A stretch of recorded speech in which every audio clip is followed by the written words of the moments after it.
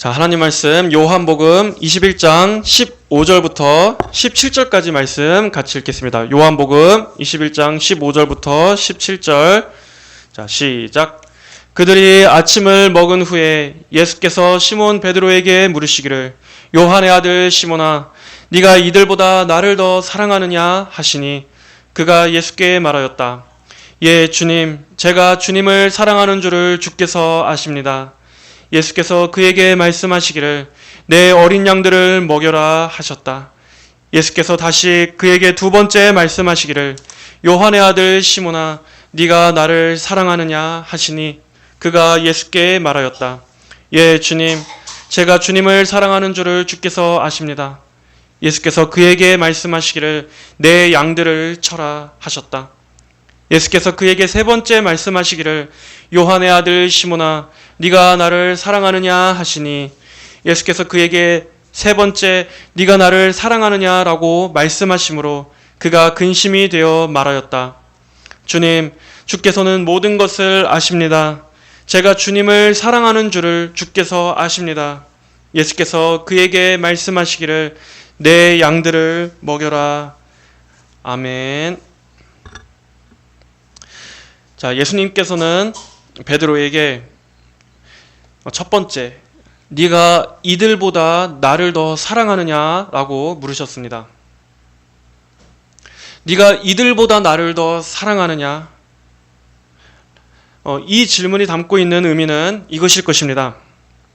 먼저 첫째로, 너는 네 주위에 있는 형제들과 친구들을 네가 사랑하는 것보다도 그들보다도 더 나를 사랑하느냐? 너는 나를 위해서 그들을 기꺼이 포기하고 또 필요하다면 나만을 따를 수 있겠느냐? 아니면 두 번째, 너는 어부로서 평생 그물을 끌어올리며 일생을 보냈고 또 내가 너를 처음 불렀던 곳도 그곳이었으며 내가 지금 너를 만난 이 순간도 너는 그 일을 하고 있다. 그러나 이 모든 것들보다도 네가 지금까지 살아왔던 너희 인생과 너희 업적들보다도 나를 더 사랑하느냐? 너는 나를 위해서라면 기꺼이 그것들을 전부 포기하고서라도 복음을 전파하는 데만 헌신할 수 있겠느냐? 그리고 마지막 세 번째는 너는 한때 네가 자신 있게 다 주를 버릴지라도 나는 그렇지 않겠습니다 라고 말했었다. 그때 너는 자신이 있었고 다른 사람들보다도 더 나를 사랑한다고 확신했었다. 너는 지금도 그 말을 할 수 있겠느냐? 너가 안타까운 실족을 했었던 그 일이 있은 후에 지금도 너는 여전히 나를 사랑하는 마음이 다른 동료들보다 더 크다고 확실하게 말할 수 있겠느냐? 예수님께서 물으신 질문에는 아마 이러한 의미들이 담겨 있었을 것입니다.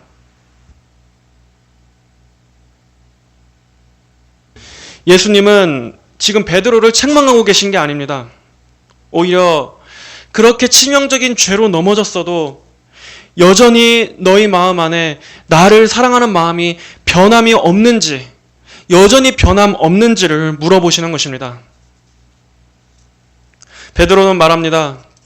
주님, 제가 주님을 사랑하는 줄 주께서 아십니다. 베드로의 이 고백은 이전과 같은 충성의 고백과는 분명히 무언가 달라졌을 것입니다. 이전에는 인간적인 혈기와 또 육신에서 나오는 그러한 신념이었다면, 그것이 더 컸었더라면 지금 베드로의 마음은 하나님 안에서 그 마음이 갈아엎어진 마음이 되었습니다. 낮아진 심령에서 나오는 고백이었습니다. 주님, 저는 지식과 믿음과 용기와 지혜에 있어서 매우 부족한 사람입니다. 그리고 또 저는 많은 사람들에 있어서 자비와 은혜를 빚진 자입니다. 그러나 주님, 이렇게 제게 비록 온갖 결점이 있을지라도 제가 주님을 사랑하는 것을 주님께서는 아십니다. 주님은 아실 것입니다. 베드로의 이 사랑은 이제 은혜를 안 사랑이 되었습니다. 은혜를 알게 된 사랑. 이제 베드로에게 있어서 다른 사람들과의 경쟁은 중요하지 않게 되었습니다. 다른 동료들보다 내가 더 열심히 있고 내가 더 충성스럽고 그래서 나를 그런 사람인 것처럼 자랑하거나 드러내 보이거나 하는 것은 이제는 베드로에게는 아무것도 중요하지 않게 되었습니다. 중요한 것은 내가 그토록 주님을 배반했었더라도 그래도 주님께서 다시 나를 찾아봐 주신 것이며 여기 내가 이렇게 비록 한없이 부족하지만 여전히 주님을 사랑한다는 이 마음을 주님께서 알아주시는 것, 주님께서 제발 그 마음만은 알아주시는 것, 그것이 지금의 베드로에게는 더 중요한 것이었습니다. 그렇습니다. 우리가 자신의 죄를 깊이 깨닫고 하나님 앞에서 내가 얼마나 부끄러운 존재인지를 깊이 깨닫게 되면 더 이상 다른 사람과의 그 모든 것들에 있어서 우리는 진정으로 자유해질 수 있습니다. 다른 사람보다 내가 더 우월해지려고 하는 것, 또 다른 사람들보다 내가 더 꿀리고 싶어 하지 않는 것, 그렇게 은근히 서로 비교하고 시기하고 질투하고 그리고 심지어 그것이 교회의 이 신앙생활에 있어서도 그럴 수 있습니다. 그리고 그런 비교 속에서 나의 정체성을 자꾸 확인하려고 하는 것, 이 모든 것들이 내가 하나님 앞에서 얼마나 악하고 부끄러운 죄인이었는지를 깨닫게 되면 그때는 이제 더 이상 중요하지가 않게 되는 것입니다. 이제는 내게 있어서 무엇이 가장 중요한가? 예수님과 나와의 관계만이 중요합니다. 내가 다른 사람들보다 좀 부족하고 못나고 좀 그렇게 여겨질지라도 이제는 더 이상 그건 별로 중요하지가 않습니다. 내가 다른 사람보다 더 낫다고 해서 뭐 대단할 것도 없고 내가 다른 사람보다 더 어떤 부분에 못 미친다고 해서 자기 비하에 빠질 것도 없습니다. 예수님이 날 사랑하시고 예수님이 내게 가까이 와주시는 게 더 중요합니다. 이게 더 중요한 것입니다. 우리가 진정으로 은혜를 알면, 이 은혜를 알게 되면 더 이상 사람이 중요하지 않게 됩니다. 타인의 평가와 시선들, 그런 것들로부터 자유해질 수 있습니다. 하지만 교회 안에서도 진정으로 은혜를 모르면 여전히 자기가 살아있게 됩니다. 여전히 내 자아가 살아있을 수밖에 없습니다. 자기 자존심이 살아있고 나의 이 의의가 여전히 펄떡펄떡 살아있어서 서로 간에도 어떻습니까? 용서받은 죄인이 아닙니다. 용서받은 죄인들은 없고 다 기세등등한 의인들만 있게 될 수밖에 없는 것입니다.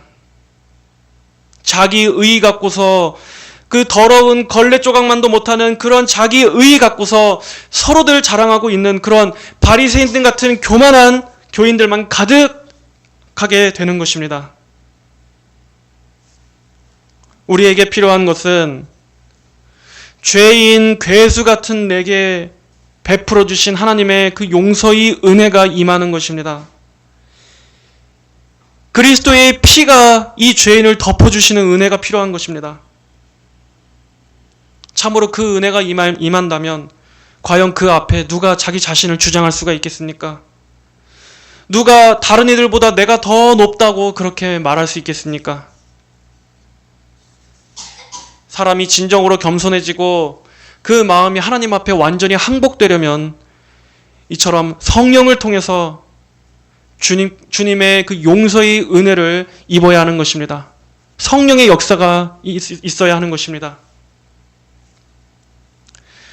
자, 예수님은 말씀하십니다. 내 어린 양을 먹여라.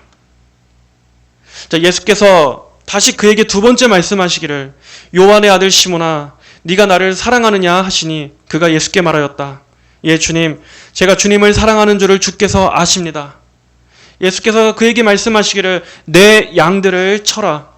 그리고 예수께서 그에게 세 번째 말씀하시기를 요한의 아들 시몬아 네가 나를 사랑하느냐 하시니 예수께서 그에게 세 번째 네가 나를 사랑하느냐라고 말씀하시므로 그가 근심이 되어 말하였다. 자, 여기서 베드로가 근심이 되었다라는 것은 예수님께서 그에게 진정으로 사랑하는가를 3번 물어보셨기 때문입니다.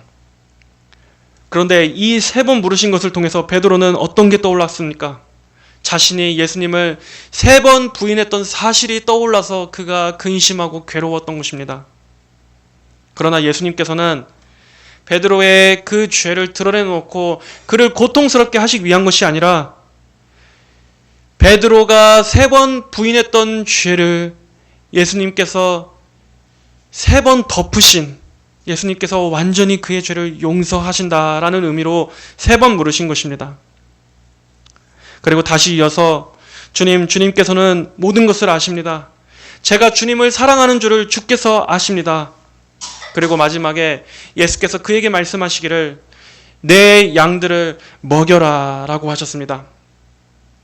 여기서 3번 내 양들을 먹여라, 또 내 양을 치라, 내 양들을 먹여라 이렇게 말씀하신 것은, 자, 예수님께서 베드로를 처음 제자로 부르셨을 때 뭐라고 말씀하셨습니까? 나를 따라오너라, 내가 너희를 사람을 낚는 어부가 되게 하셨다, 되게 하리라 이렇게 하셨지 않습니까? 이것은 베드로에게 복음 전파자로서의 사명을 부여해 주신 것이었습니다. 그러면 여기서 이제 양을 치는 목자의 비유를 드신 것은 무엇인가? 베드로에게 목양의 사명을 가르쳐 주시려는 것입니다. 목양. 자, 오늘은 목양에 대해서, 이 목회에 대해서 우리가 한번 살펴보겠습니다. 주님의 말씀으로 영혼들을 돌보고 그들을 섬기고 그들을 양육하는 것, 그리고 그 영혼들을 주께로 인도하는 것, 이 목양 사역이 어떠한 의미를 가지고 있는가? 자, 내 어린 양을 먹이라. 먼저 베드로에게 맡겨진 양은 베드로의 양이 아니라 내 어린 양입니다. 예수님의 양이라는 것입니다. 성도들은 목회자의 소유가 아닙니다.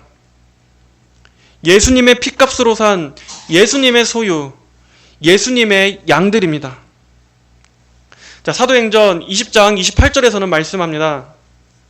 너희는 스스로와 모든 양떼를 위하여 조심하라. 성령께서 너희를 그들 가운데 감독자로 세워 자신의 피로 사신 하나님의 교회를 돌보게 하셨다. 목회자가 오류에 빠지는 것 중에 하나는 교회가 내가 개척한 교회고 또 내가 지금까지 이렇게 키워왔고 내 교회 성도들이니까 교회도 자기 거고 교인들도 다 자기 거라고 생각하는 그러한 착각입니다. 하지만 교회도 성도들도 결코 목회자의 것이 아닙니다. 바로 여기 자신의 피로 사신 하나님의 교회와 성도들은 예수님의 핏값으로 사신 성도들이고 예수님이 머리이신, 예수님이 교회의 주인이신 것입니다. 그러면 목회자는 무엇이냐? 목회자는 그저 하나님이 세우신 교회에 주님 맡겨주신 사명을 대리해서 감당하는 청지기일 뿐입니다. 성령을 통해서 교회를 돌보고 양들을 먹이라는 사명을 부여받은 청지기입니다. 그걸 망각하고서 목회자가 그저 교회를 내 소유, 교인들도 내 소유라고 여기는 그 순간 그 목사는 그때부터 마귀의 하수인이 되는 것입니다. 예수님보다 자기가 더 위에 서서 십자가의 원수가 되는 것입니다. 목사가 자신의 주제도 모르고 스스로 교황처럼 교회 위에 군림하려고 한다거나 또는 사람들의 애정을 예수님께로 향하게 하는 것이 아니라 목회자 자신에게로 돌리려 한다면, 그렇게 교인들의 추앙을 받으려 한다면 그 목사는 하나님의 종이 결코 종이라고 할 수 없습니다. 그러한 마음을 갖고 있다는 것 자체가 이미 그가 저주받은 마귀의 종이라는 증거입니다. 하지만 안타깝게도 참으로 오늘날 그런 착각 속에 빠져 있는 목사들이 얼마나 많습니까? 마치 의사들이 TV에 나와서 연예인병들 걸려갖고 맨날 방송에만 나오는 그러한 쇼 닥터처럼 목사들도 자기들이 무슨 연예인인 줄 알고 맨날 그렇게 대외적으로 활동하고 방송에 들이미는 그러한 목사들도 많습니다. 또한 교회가 다단계도 아니고 사업체 확장시키듯이 맨날 교회 성장에만 목매는 목사들도 많습니다.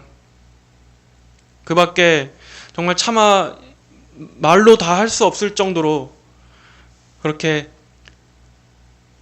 맡겨주신 사명을 잘 감당하지 않은, 애초부터 하나님의 부르심을 받지 않는 그러한 사이코패스 같은 목사들도 엄청 많은 것입니다. 그러한 자들의 대부분이 사꾼들이고 대부분들이 다 하나님께로부터 부름받지 않은 자들입니다. 참되게 구원받은 성도가 극히 적은 것처럼 진정으로 하나님께 부르심을 받은 하나님의 종들도 지극히 적은 것입니다. 예를 들어 뭐 이런 비유가 있지 않습니까? 참으로 적절하지 않은 비유인 것은 있지만, 예를 들어 무당이 있습니다. 무당도 진짜 신내림 받은 강신부는 그렇게 많지 않습니다. 보통은 가족 내력으로 인해서 뭐 집안의 할머니나 엄마를 통해서 신이 내려와서 자기도 어쩔 수 없이 신을 받게 된다던가, 아니면 교육을 통해서 그렇게 학습되어지고 그렇게 길러지고 만들어진 대부분이 세습무들입니다. 그런데 무속 쪽도 보면 어떻습니까? 그쪽도 지금 말도 못합니다. 우리 개신교 타락한 것처럼 어차피 뭐 원래 거기는 악한 영들이고 원래 귀신들이 역사하는 어둠의 영역이니까 애초에 뭐 진리거나 뭐 참된 그런 거는 없지만, 요즘에는 그쪽 무당 업계도 어떻습니까? 젊은 가짜 무당 유튜버들이 제대로 신내림 받지도 않고서 사기치고 또 종교 장사하는 그런 일들이 많지 않습니까?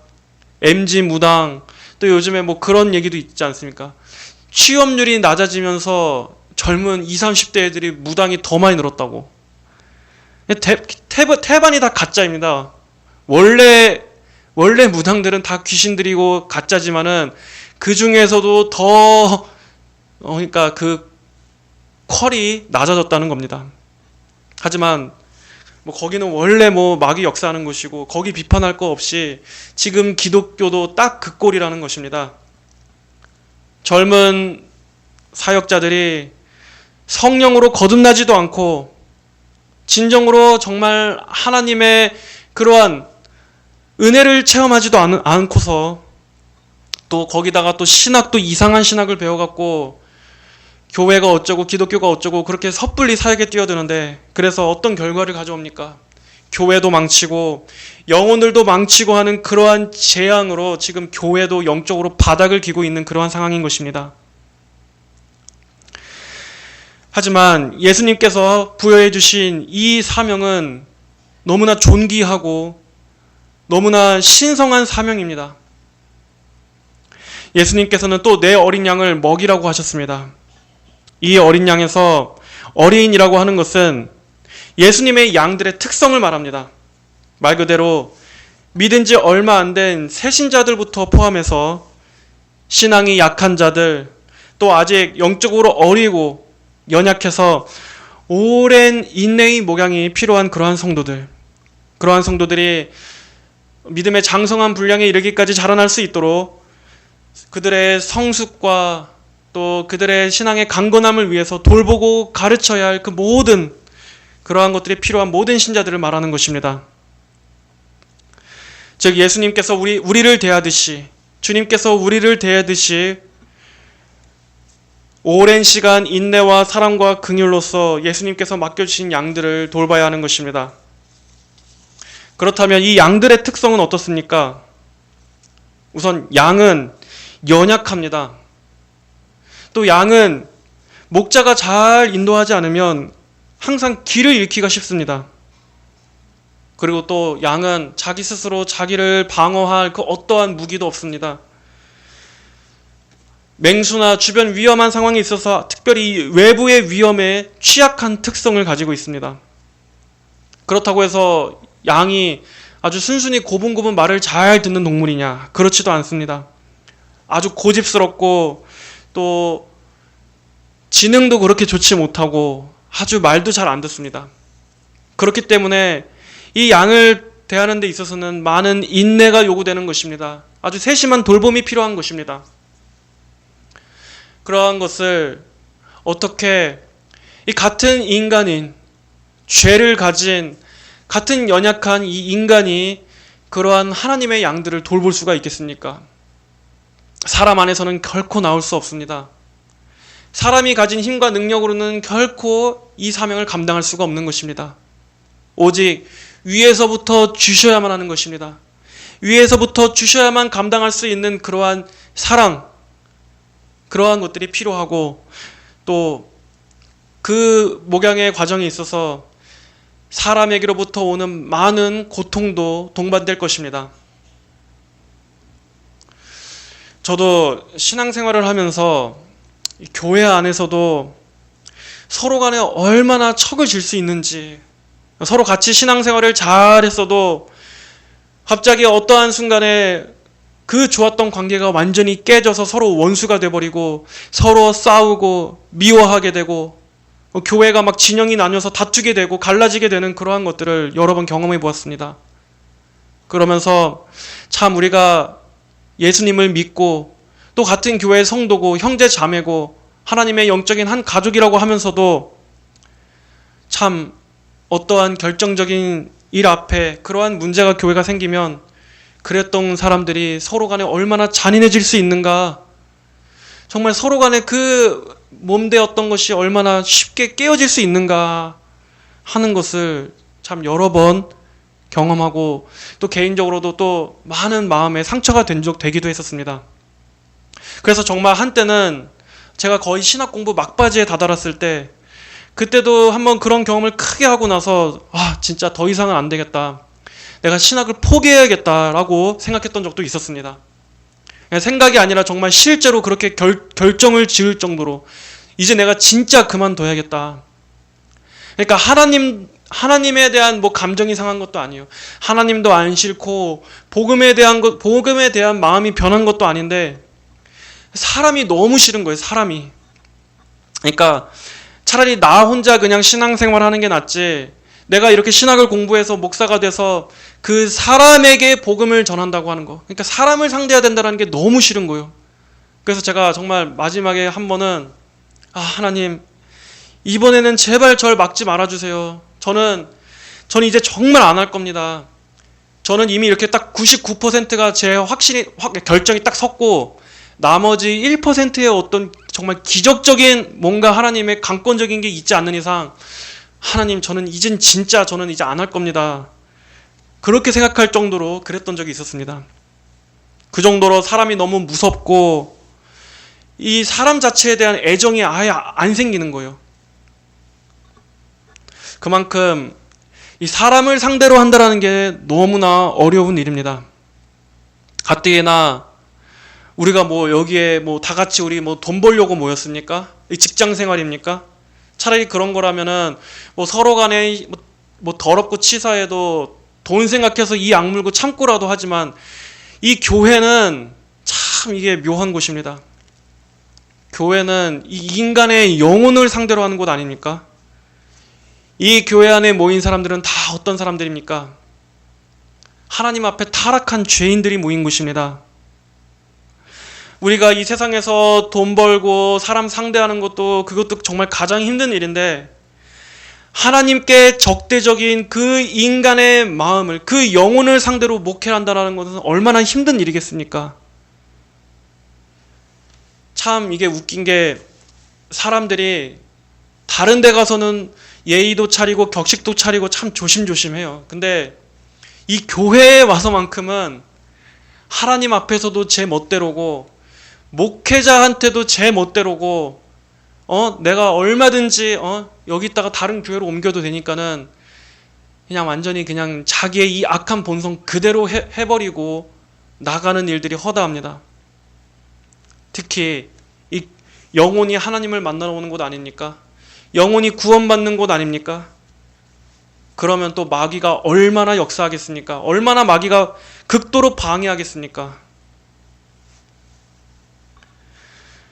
그리고 또 사람들은 항상 하나님께 대한 미움과 적대, 그 반역의 감정, 그 원망을 항상 목회자에게 쏟아붓기 때문에 목회자는 그냥 가만히 있어도 그런 표적이 될 각오를 하고 있어야 합니다.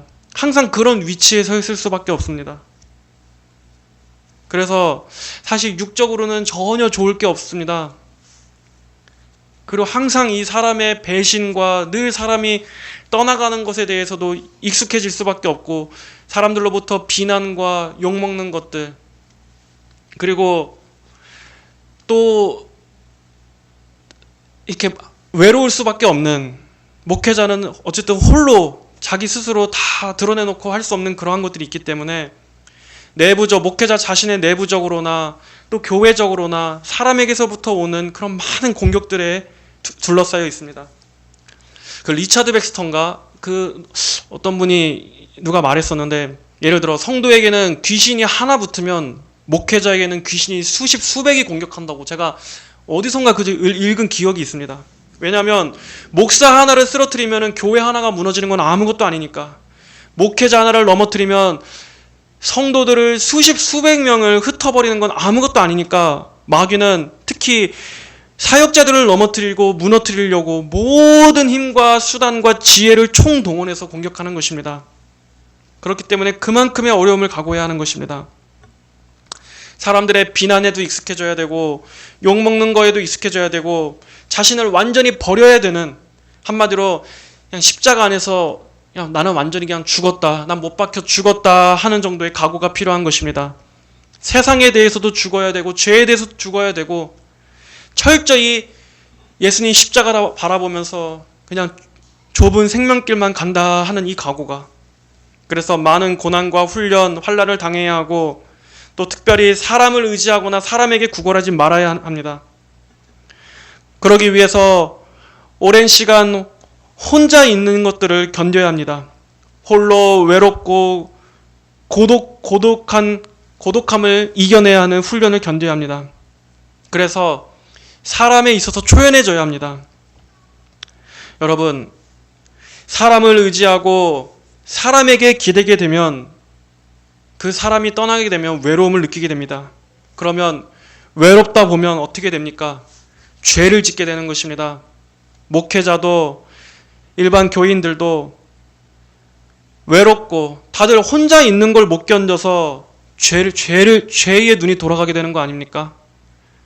하나님으로 충만해야 되는데 하나님으로 충만하지 않은 상태에서 그 마음이 공허하고 외롭고 구멍이 나 있고 누구에게도 털어놓지 못하면 그 사이로 마귀가 역사하고 죄가 틈타는 것입니다. 그래서 음란에 빠지고 정욕에 빠지고 남 모르는 은밀한 죄악들에게 다 빠지게 되는 것입니다.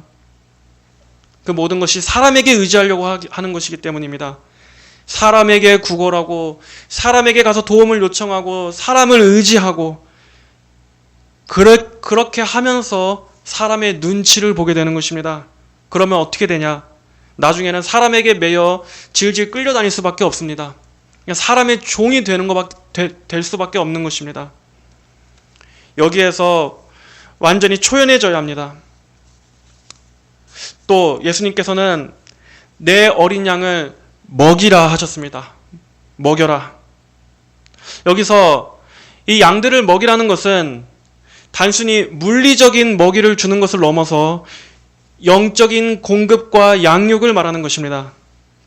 즉 목자가 양떼를 푸른 초장으로 인도해서 꼴을 먹이듯이 성도들에게 무엇을 먹여야 하느냐?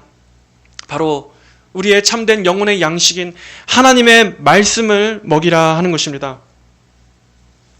여러분, 하나님의 말씀은 영혼을 살리고 먹이는 양식입니다. 말씀을 통해서 영혼이 살아나게 되고, 즉 영혼들을 거듭나게 하는 그 수단도 말씀이고, 또 구원받은 성도에게 있어서도 성도들은 결코 말씀을 먹지 않고서는 자랄 수가 없습니다. 그래서 마태복음 4장 4절은 말씀합니다. 사람이 떡으로만 사는 것이 아니요 하나님의 입으로부터 나오는 모든 말씀으로 살 것이라. 또 베드로전서 2장 2절은 갓난아기들 같이 순전하고 신령한 젖을 사모하라. 이는 이로 말미암아 구원에 이르도록 자라게 하려 함이라.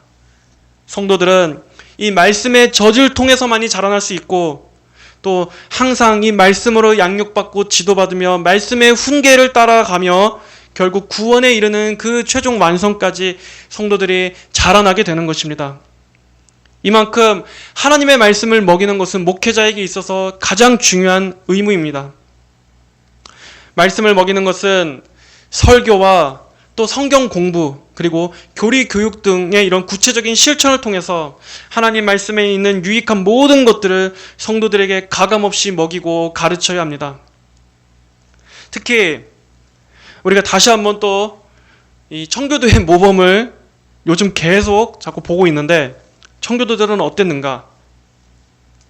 청교도들은 특별히 설교를 통해서 성도들을 먹이는 임무를 가장 중요하게 여겼습니다.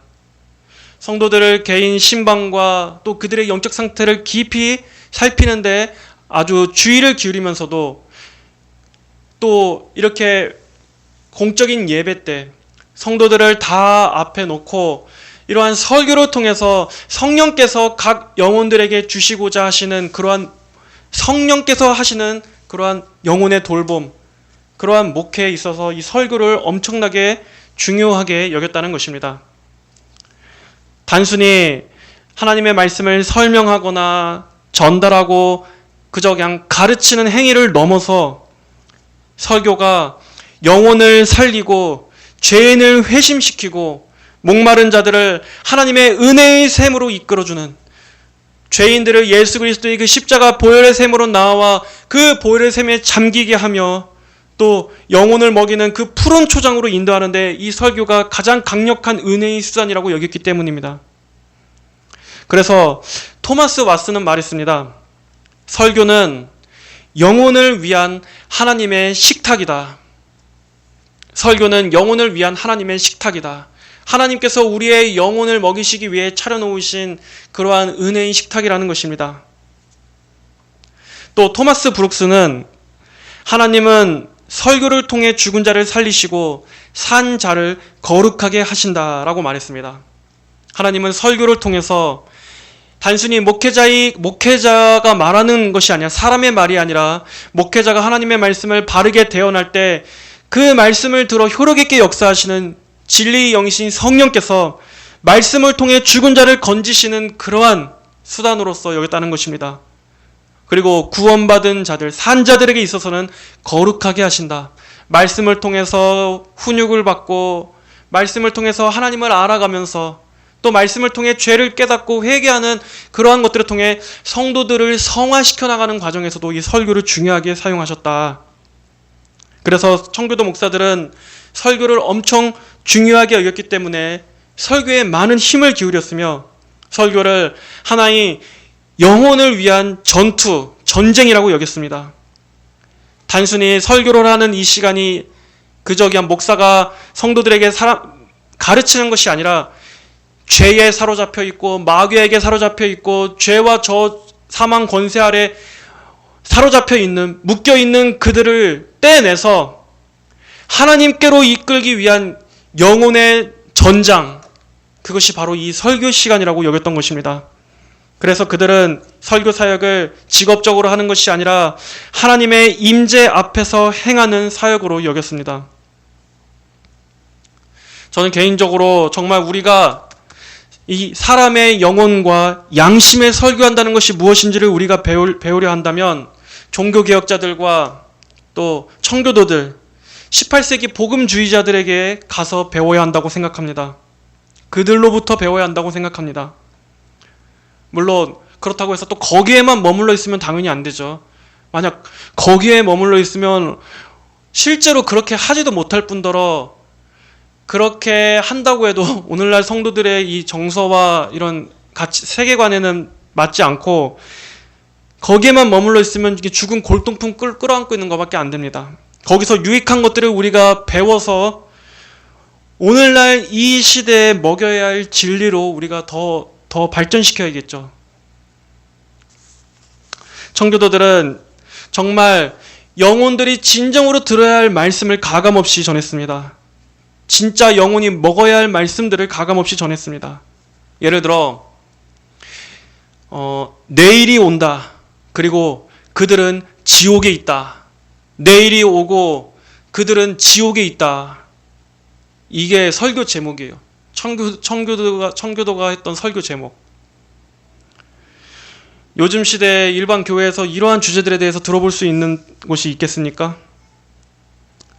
이 프란시스 웨이랜드라는 미국의 침례교 목사가 과거 청교도 목회자들에 대해서 이렇게 말했었습니다.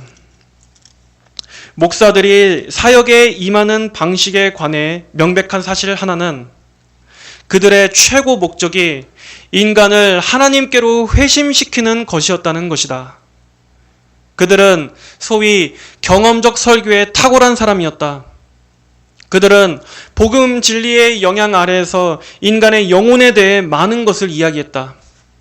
그들은 예를 들어 계속해서 확신시키는 진리의 권세가 역사할 때의 죄인의 감정, 위험을 느낄 때 그것으로부터 회복되는 여러 가지 수단들, 모든 위험으로부터 빠져나오게 만드는 진리의 계속적인 적용들, 피난처를 전혀 발견하지 못해 느끼는 영혼의 절망, 하나님을 향한 궁극적인 복종과 그리스도를 향한 단순한 신뢰, 거듭남의 기쁨과 그것을 처음 경험했을 때 느끼는 행복을 다른 이들에게 전하려는 영혼의 진지함, 그들이 정말로 아끼고 사랑했던 것들로부터 경책과 핍박을 받을 때 느끼는 영혼의 시험, 거룩에 이르게 하는 성화의 과정, 우리를 죄에 빠지게 하려는 사탄의 전술과 전략, 대적자인 마귀의 공격을 물리칠 수 있는 방법들, 침체의 위험과 그 증거들, 그리고 그것으로부터 회복되는 수단들에 대해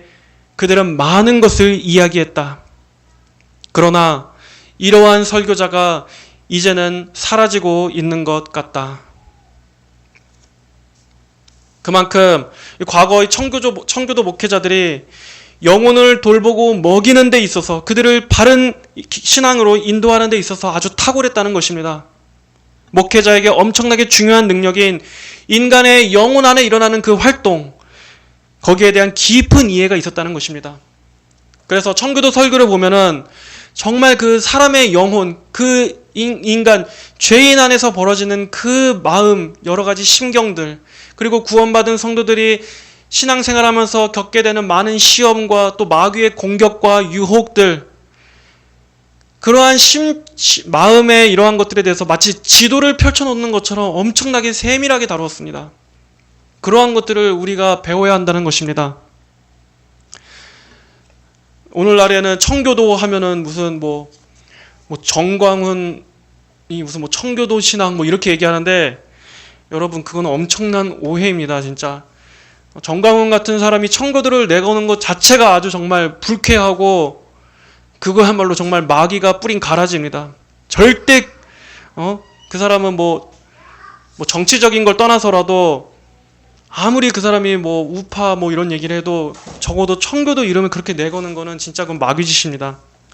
자, 그러면서도 이 청교도 목회자들은 단순히 설교만 하지 않았습니다. 의찬이, 단순히 그냥 강단에서 설교만 했냐? 절대 그렇지 않았습니다. 설교에 따르는 목회자 개인의 경건의 중요성도 엄청나게 강조했습니다. 리처드 백스터는 참된 목자라는 그 저서에서 이렇게 말합니다. 강단 위에서는 믿음을 가르치고 강단 아래에서는 믿음을 부정하지 않아야 한다. 이 말이 무슨 뜻이냐?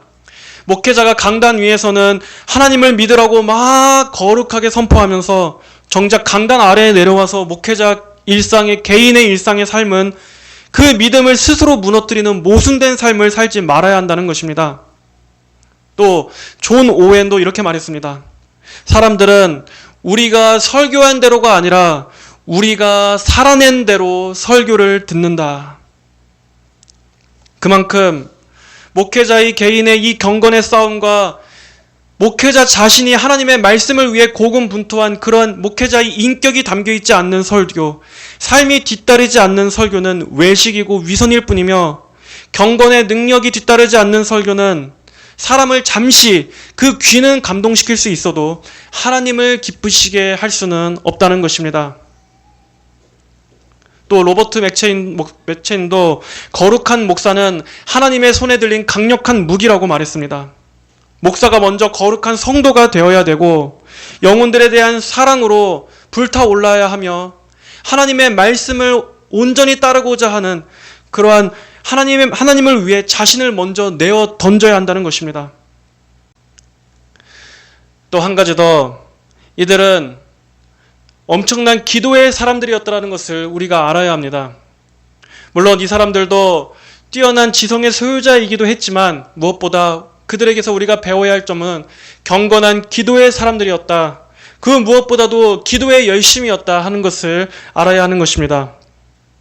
참고로 조지 휘필드는 최소 하루에 4시간 이상 기도했습니다. 휘필드는 엄청난 사역을 감당했으면서도 그는 그 중에서도 기도를 아주 하루 일과 중에 중요하게 여겼습니다.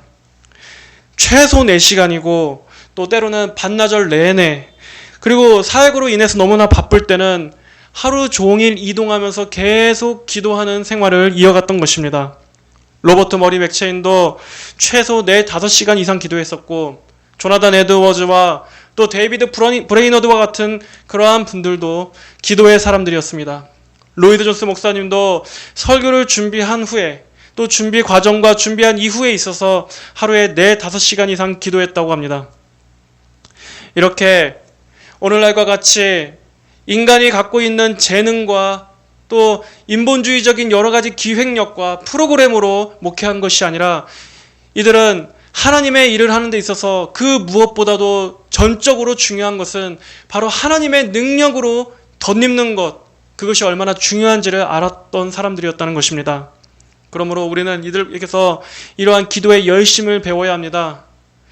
무릎 꿇고 기도하며 내 안에서의 능력, 나의 재능이 아닌 위로부터 부어주시는 능력을 덧입어서 주의 일을 감당해야 한다는 것, 우리는 그것을 뼛속 깊이 배워야 하는 것입니다.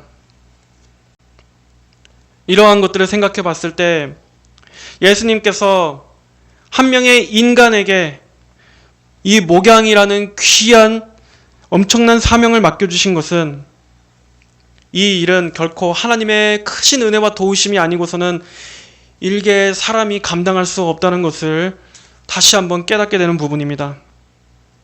그저 사람이 겁도 없이 무턱대고 쉽게 뛰어들 일도 아니고 결코 사람의 힘으로 감당할 수 있는 일이 아닌 것입니다. 오히려 피할 수 있다면 최대한 피하는 것이 오히려 더 낫습니다. 스펄전 목사님도 누가 자기가 사역자의 소명을 받았다고 찾아오면 먼저 어떤 조언을 해주셨냐? 최대한 멀리 도망가 보라고 했다고 합니다. 그래서 이 사명을 떠나서 최대한 멀리 도망갈 수 있으면 소명이 없는 거고, 진짜 소명이 있다면 아무리 하나님에게서 도망쳐도 결국엔 하나님께서 어떻게든 다시 갖다 끌어나 놓으신다. 그러니까는 최대한 피할 수 있으면 피해라. 최대한 도망갈 수 있으면 멀리 도망가라. 그만큼 인간적으로는 전혀 좋은 것을 기대할 게 없다는 것을 알아야 합니다.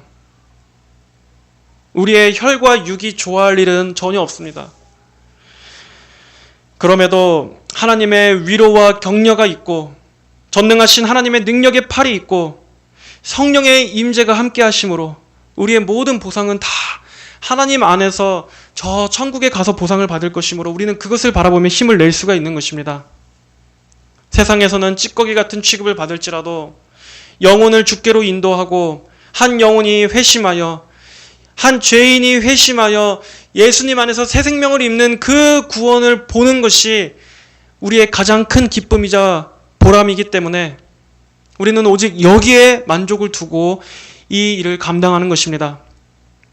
예수님이 핏값을 치르고 사신 그 한 영혼이 하나님과 화목하게 되는 것, 그래서 세상 죄악을 향해 달려가던 그 진노의 자녀들이 이제는 예수 그리스도의 대속의 눈이 멀어서 그 은혜에 사로잡혀서 우리가 부르는 그 찬송가 가사처럼 세상과 나는 간 곳 없고 구속한 주만 보이도다. 세상과 나는 간 곳 없고 구속한 주만 보이도다. 찬송하게 되는 그 변화를 우리가 보는 것, 그 영혼을 얻는 것, 이것이야말로 우리의 유일한 낙이자 우리가 그 어떠한 고난도 어떠한 고통도 이겨낼 수 있게 해주는 강렬한 동기가 되어주는 것 아니겠습니까? 그러므로 우리의 모든 보상은 하나님께로부터 받고 그것으로 만족하고 우리 자신은 이 땅에서 십자가에 못 박힌 채 오직 주님의 위로와 함께 하심으로 족하며 그렇게 하나님의 일들을 감당하는 것, 사역자는 그걸로 가장 큰 명예인 것입니다. 예수님께서 여기 베드로에게 하신 말씀을 통해서 베드로뿐만 아니라 영혼을 돌보는 우리 모든 사역자들에게 이 목양 사역의 존귀함을 깨닫게 해주시기를 바랍니다. 그리고 또 성도 여러분들도 이토록 우리 예수님께서는 양들을 선하게 돌보시며 아끼신다는 것을 기억하시기 바랍니다.